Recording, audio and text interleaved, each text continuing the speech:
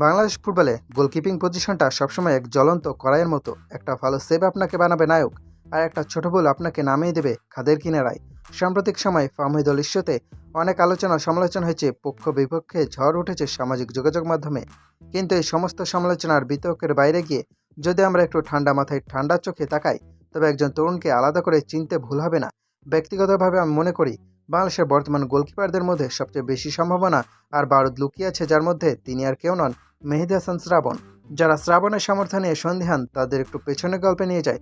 পাকিস্তানের বিপক্ষে মালদ্বীপ 4 জাতীয় টুর্নামেন্টে সে প্রথম ম্যাচটার কথা মনে আছে? চাপের মুখে দাঁড়িয়ে বুক চিতিয়ে লড়াই করে সেই ম্যাচে ম্যাচ সেরা পুরস্কার উঠেছিল এই শ্রাবণের হাতে। আন্তর্জাতিক মঞ্চে পাকিস্তানের মতো চিরপ্রতিদ্বন্দ্বীরা আটকে দিয়ে ম্যাচ সেরা হওয়া কোনো ভাগ্যের খেলা নয়, এটা ছিল পিওর ক্লাসের প্রমাণ। হ্যাঁ, আনিসুর রহমান জিকো বাংলাদেশের ফুটবলের জন্য অনেক কিছু করেছেন। দেশের জার্সিতে তার অবদান, তার অভিজ্ঞতা আর দলের ভেতরে নেতৃত্ব নিয়ে কোনো প্রশ্ন তোলার সুযোগ নেই। আবার বর্তমান সময়ে মিতুল মার্মাও দেশের অন্যতম সেরা এবং পরীক্ষিত গোলকিপার। তারা দুজনেই আমাদের সম্পদ। কিন্তু আমরা যখন ভবিষ্যতের কথা চিন্তা করি, যখন আগামী 5 বা 10 বছরের জন্য লাল সবুজের গোলপোস্ট সামলানোর কথা ভাবি, তখন শ্রাবণের নামটা সবার উপরে চলে আসে। কারণ এই তরুণের মধ্যে এমন কিছু সহজাত গুণ বা এক্সফ্যাক্টর দেখা যায়, যা তাকে সমসাময়িক অন্যদের থেকে অনায়াসে আলাদা করে দেয়। প্রথমত, একজন আন্তর্জাতিক মানে গোলকিপারের জন্য যে আইডিয়াল উচ্চতা বা হাইট দরকার তা শ্রাবণের আছে।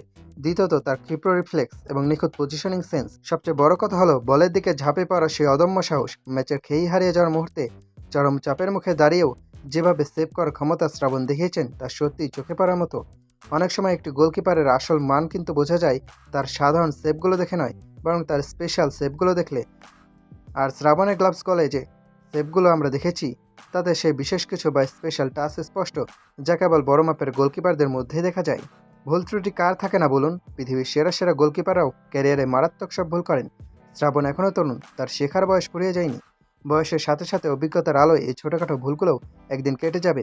কিন্তু গোলপোস্টের নিচে দাঁড়িয়ে ভালো করার জন্য যে 3টি প্রধান জিনিস প্রয়োজন, প্রতিভা, আত্মবিশ্বাস আর মানসিক দৃঢ়তা, এই 3টি জিনিসই শ্রাবণের মধ্যে স্পষ্টভাবে বিদ্যমান।